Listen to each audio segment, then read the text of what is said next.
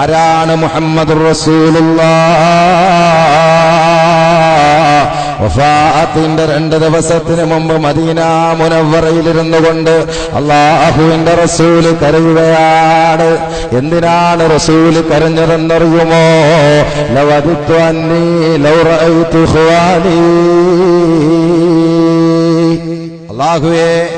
അല്ലാഹുവേ എന്റെ സഹോദരന്മാരെ ഒന്ന് കണ്ടിരുന്നുവെങ്കിൽ കൊള്ളാമായിരുന്നു, എന്റെ സഹോദരന്മാരെ ഒന്ന് കണ്ടിരുന്നുവെങ്കിൽ കൊള്ളാമായിരുന്നു എന്ന് പറഞ്ഞിട്ട് പ്രവാചക പരിശ്രേഷ്ഠർ സല്ലല്ലാഹു അലൈഹി വസല്ലമ തങ്ങൾ കരയുകയാണ്.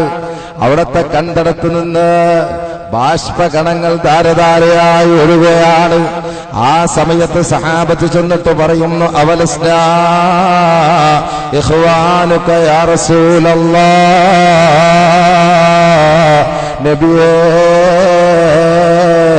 അങ്ങയുടെ സഹോദരന്മാര് ഞങ്ങളല്ലോ, പിന്നെന്തിനാണ് സഹോദരന്മാരെ കാണാനില്ലെന്ന് പറഞ്ഞിട്ട് അങ്ങ് തങ്ങൾ കരയുന്നതെന്ന് ചോദിച്ചപ്പോ അല്ലാഹുവിന്റെ റസൂല് പറഞ്ഞു, ലസ്തും ബിഖ്വാനി, നിങ്ങൾ എന്റെ സഹോദരന്മാരല്ല, വലാകിന്നകും അസ്ഹാബി,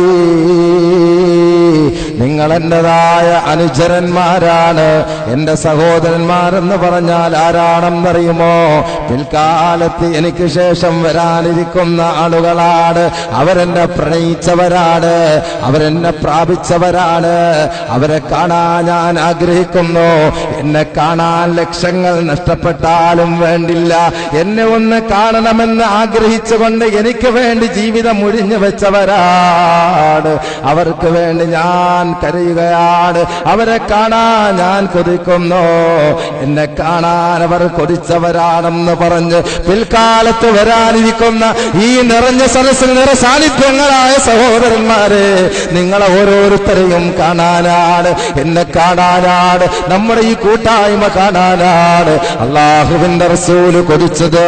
വഫാത്തിന്റെ 2 ദിവസത്തിന് മുമ്പ് പ്രവാചകർ കരഞ്ഞത്. ഹബീബ് സല്ലല്ലാഹു അലൈഹി വസല്ലമ നമ്മെ കാണാൻ ആഗ്രഹിച്ചു. നമ്മുടെ മനസ്സിന്റെ ഏറ്റവും വലിയ ആഗ്രഹം എന്താ? എല്ലാ പ്രതിബന്ധങ്ങളെയും മാറ്റിവെച്ചിട്ട്, എല്ലാ തടസ്സങ്ങളെയും മാറ്റിവെച്ചിട്ട് 7 ദിവസം ഈ പരിപാടി ഇവിടെ സംഘടിപ്പിച്ചപ്പോ എല്ലാവരും വന്ന് ഇതിനോട് സഹകരിച്ചത്, ഇതിൽ സഹായിച്ചത്, ഇതിൽ അംഗങ്ങളായത്, എല്ലാവരും സാമ്പത്തിക സോഴ്സുകളും എല്ലാ നിലയിലും സഹായഹസ്തമായി നിങ്ങൾ നൽകിയത്, അതിന്റെ പിന്നിലെ പ്രധാന കാരണം ആരെയെങ്കിലും ബോധ്യപ്പെടുത്താനാണോ? സംഘാടകരുടെ മുമ്പിൽ ഞെളിഞ്ഞു കാണിക്കാനാണോ? ഇത്രയും കൊടുത്തു എന്ന ഖ്യാതി കിട്ടാനാണോ? അല്ലല്ലോ. നമ്മെ കാണാൻ കൊതിച്ച, നമുക്ക് വേണ്ടി ജീവിച്ച ശുഐബ് അബീ താലിബിൽ 3 കൊല്ലത്തോളം പച്ചിലകൾ മാത്രം ഭക്ഷണമാക്കി ജീവിക്കേണ്ടി വന്നപ്പോഴും നമുക്ക് വേണ്ടി ജീവിച്ചു ഈ മുഹമ്മദുർ റസൂൽ സല്ലല്ലാഹു അലൈഹി വസല്ലമ. സ്വന്തം മകളായ സൈനബ റളിയല്ലാഹു തആല അൻഹയെ ഒട്ടകക്കട്ടിൽ നിന്ന് ശത്രുക്കൾ തള്ളിയിട്ടിട്ട് പൂർണ്ണ ഗർഭിണിയായ സൈനബ റസൂലുള്ളാഹിന്റെ മുമ്പിൽ വീണ് അബോർഷൻ പോലും സംഭവിച്ച് രക്തത്തിൽ കുളിച്ചു കിടക്കുന്ന രംഗം കണ്ടപ്പോഴും പ്രവാചകന്റെ മനസ്സ് വിതുമ്പിയതാണ്. അപ്പോഴും ക്ഷമിച്ചത് നമുക്ക് വേണ്ടിയാണ്. അതേപോലെ തായിഫിന്റെ മലം ചെരുവില് ക്രൂരമായ പീഡനങ്ങൾ ഏറ്റുവാങ്ങി കണങ്കാലിൽ നിന്ന് രക്തത്തിന്റെ കണങ്ങൾ ചാലിട്ടൊഴുകിയപ്പോഴും ക്ഷമിച്ചതും സഹിച്ചതും എനിക്ക് വേണ്ടിയാണ്, നിങ്ങൾക്ക് വേണ്ടിയാണ്. ആ സമയത്ത് മാലാഖമാര് വന്നിട്ട് പറഞ്ഞു, യാ റസൂലല്ലാഹ്, അങ്ങയുടെ കണങ്കാലിൽ നിന്ന് രക്തത്തിന്റെ കണങ്ങൾ പൊട്ടിയൊഴുകുന്നത് കണ്ടിട്ട്, അങ്ങയെ കൈപിടിച്ച് ഭ്രാന്തായെന്ന് വിളിക്കുന്നത് കണ്ടിട്ട്, അങ്ങയുടെ വേദനകളും വിഷമങ്ങളും കണ്ടിട്ട് സഹിക്കാൻ കഴിയാതെ ഭൂമി ലോകത്തെ സസ്യലതാദികളും വൃക്ഷലതാദികളും നിലവിളിക്കുകയാണ്. ആകാശ ലോകത്തെ മാലാഖമാർ നിലവിളിക്കുകയാണ്, നബിയെ ഒന്ന് അനുവദിക്കുമോ, നബിയെ ഒന്ന് അനുവദിക്കുമോ, നബിയെ ആ കാണുന്ന 2 മലകളെ തമ്മിൽ കൂട്ടിയിടിപ്പിച്ചിട്ട് ഈ കിരാതന്മാരായ അക്രമകാരികളെ ഒന്നടങ്കം കൊന്നുകളയട്ടെ എന്ന് ഹബീബിനോട് പറഞ്ഞപ്പോഴും ആ സമയത്തും അല്ലാഹുവിന്റെ റസൂൽ ക്ഷമിച്ചതാർക്ക് വേണ്ടിയാണ്? സഹിച്ചതാർക്ക് വേണ്ടിയാണ്? കൊല്ലല്ലേ എന്ന് പറഞ്ഞതാർക്ക് വേണ്ടിയാണ്? പിൽക്കാലത്ത് വരാനിരിക്കുന്ന നമുക്ക് ഓരോരുത്തർക്ക് വേണ്ടിയുമാണ്. അല്ലാഹുവിന്റെ റസൂൽ അത്രത്തോളം നമ്മെ സ്നേഹിച്ച ഹബീബ്, വഫാത്തിന്റെ സമയത്ത് പോലും ഉമ്മത്തിനെ തേടിയ ഹബീബ് മുഹമ്മദുർ റസൂലുള്ളാഹി ആത്മാവ് പിടിച്ചുകൊണ്ടിരിക്കുക വിളിക്കുകയാണ്. അസ്രായീൽ അലൈഹിസ്സലാത്തു വസ്സലാം ആയിഷ ബീവി റളിയല്ലാഹു തആല അൻഹയുടെ ആ മടിയിൽ കിടക്കുന്ന പ്രവാചക പരിശ്രേഷ്ഠർ സല്ലല്ലാഹു അലൈഹി വസല്ലമ തൊട്ടടുത്തിരിക്കുന്ന പാത്രത്തിൽ നിന്ന് വെള്ളമെടുത്ത് ആ വെള്ളം കൊണ്ട് മുഖത്ത് തടകിയിട്ട് ഇന്നലിൽ മൗത്തിൽ സകറാത്ത്, മരണത്തിന് ശക്തമായ വേദനയുണ്ട് ആയിഷ എന്ന് അല്ലാഹുവിന്റെ റസൂൽ മുഹമ്മദ് മുസ്തഫ ആ പ്രവാചക പരിശ്രേഷ്ഠർ അസ്രായീലിനോട് ചോദിച്ചു, അസ്രായീലേ എനിക്ക് വേദനയുണ്ടെന്ന്. അസ്രായീൽ പറഞ്ഞു, നബിയെ എന്റെ ചരിത്രത്തിൽ ഇത്രത്തോളം ലോലമായിട്ട് ഒരാളുടെയും ആത്മാവിനെ ഞാൻ പിടിച്ചിട്ടില്ലെന്ന്. ആ സമയത്താണ് അള്ളാഹുവിന്റെ ഹബീബ് പറഞ്ഞു, എന്നാൽ അസ്രായീലേ മതിയാക്കൂ, അസ്രായീലേ എന്റെ ഉമ്മത്തിന്റെ വിഷയത്തിൽ ഒരു തീർപ്പ് കൽപ്പിക്കണം. എന്റെ ഉമ്മത്തിന്റെ അവസ്ഥ ഇതിനേക്കാൾ ഭയാനകരമായിരിക്കും. അതുകൊണ്ട് അള്ളാഹുവിന്റെ ഭാഗത്ത് നിന്ന് പ്രത്യേകമായ എന്തെങ്കിലും മെസ്സേജ് വരുന്നത് വരെ, എന്തെങ്കിലും ഒരു ഉറപ്പ് ലഭിക്കുന്നത് വരെ, അള്ളാഹുവിന്റെ ഭാഗത്ത് നിന്ന് പ്രത്യേകമായ ഒരു ഓർഡർ എന്റെ ഉമ്മത്തിന് ഇറങ്ങുന്നത് വരെ ബാക്കി ആത്മാവിനെ പിടിക്കാൻ അനുവാദമില്ലെന്ന് പറഞ്ഞു ഈ മുഹമ്മദുർ റസൂൽ. അങ്ങനെ ഇരിക്കുമ്പോഴാണ് ജിബ്രീൽ ഇറങ്ങുകയാണ്. ജിബ്രീൽ ഇറങ്ങി വന്നിട്ട് പറഞ്ഞു, നബിയേ വേദനിക്കണ്ട നബിയേ, പ്രയാസപ്പെടേണ്ട നബിയേ, ഉമ്മത്തുകളുടെ കാര്യത്തിൽ വേദനിക്കണ്ട.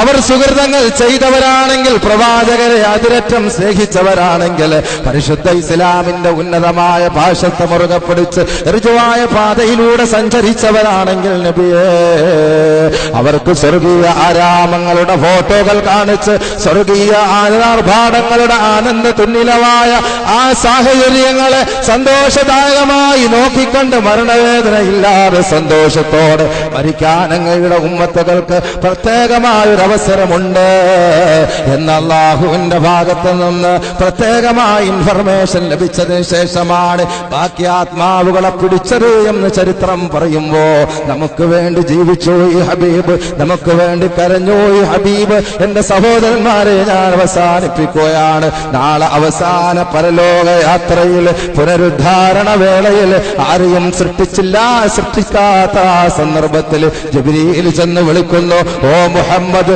ഓ മുഹമ്മദ്, പുനരുദ്ധാരണ ദിനത്തിന് വേണ്ടി അങ്ങ് ഉയർത്തെഴുന്നേറ്റാലും വിളിക്കുത്തരം നൽകുന്നില്ല. ഇസ്രാഫീൽ വിളിക്കുന്ന നബിയെ അങ്ങ് ഉയർത്തെഴുന്നേറ്റാലും വിളിക്കുത്തരം നൽകുന്നില്ല. അസ്രായീൽ അലൈഹിസ്സലാം വിളിക്കുകയാണ്, നബിയെ ഇത് പുനരുദ്ധാരണ സമയമാണ് നബിയെ, ഇത് വിചാരണയുടെ സമയമാണ് നബിയെ. അങ്ങ് എഴുന്നേറ്റാലും ആ സമയത്ത് പരിശുദ്ധമായ റൗളാ ശരീഫിൽ നിന്ന് അല്ലാഹുവിന്റെ റസൂൽ എഴുന്നേൽക്കുകയാണ്. ബേജാറോടെയാണ് എഴുന്നേൽക്കുന്നത്. ഫാത്തിമ ബീവിയുടെ വിഷയത്തിലല്ല, ഹസൻ ഹുസൈൻ തങ്ങളുടെ വിഷയത്തിലല്ല, മറ്റ് സ്വന്തം കുടുംബത്തിന്റെ വിഷയത്തിലല്ല.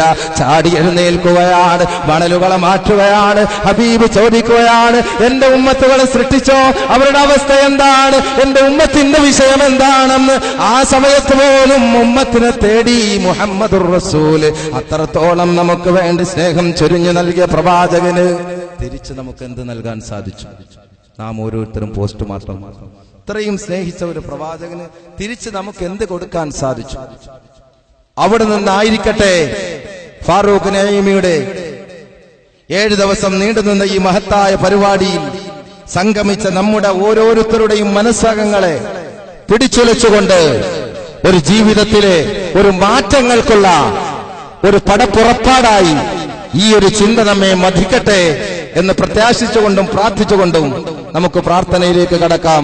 അല്ലാഹു സുബ്ഹാനഹു വ തആല നമ്മുടെ ഓരോ പ്രവർത്തനങ്ങളും സ്വീകരിക്കുമാറാകട്ടെ. കൂട്ടത്തിൽ എന്റെ സഹോദരന്മാരോട് പ്രത്യേകമായി പറയാനുള്ളത്, സലാത്ത് അല്ലാഹുവിന്റെ റസൂൽ മുഹമ്മദ് മുസ്തഫ സല്ലല്ലാഹു അലൈഹി വസല്ലമ തങ്ങളുമായി നമ്മുടെ മനസ്സകങ്ങളെ കൂട്ടിയോജിപ്പിക്കുന്ന ഏറ്റവും വലിയ ഒരു കർമ്മമാണ് സ്വലാത്ത്. ആ സ്വലാത്ത് അല്ലാഹുവിന്റെ റസൂൽ മുസ്തഫ സല്ലല്ലാഹു അലൈഹി വസല്ലമ തങ്ങളുടെ പേരിൽ ആ സ്വലാത്തിലൂടെയാണ് സകലമാന നേട്ടങ്ങളും കരഗതമാക്കാൻ സാധിക്കുന്നത്.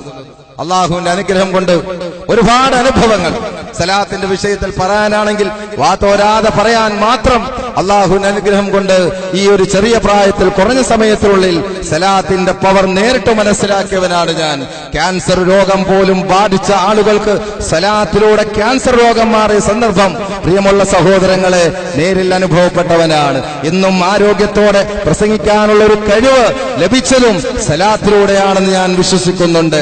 ആരോഗ്യപരമായി തകർന്നു പോയ ഒരു സന്ദർഭത്തിൽ, വൈദ്യശാസ്ത്രം പോലും പരാജയപ്പെട്ട ഒരു സന്ദർഭത്തിൽ സലാത്തിലൂടെയാണ് ആരോഗ്യം വീണ്ടെടുത്തത് എന്ന മെഡിക്കൽ റിപ്പോർട്ട് അടക്കം എന്റെ വിഷയത്തിൽ ഇന്നും ഞാൻ സൂക്ഷിച്ചു വെച്ചിട്ടുണ്ട്.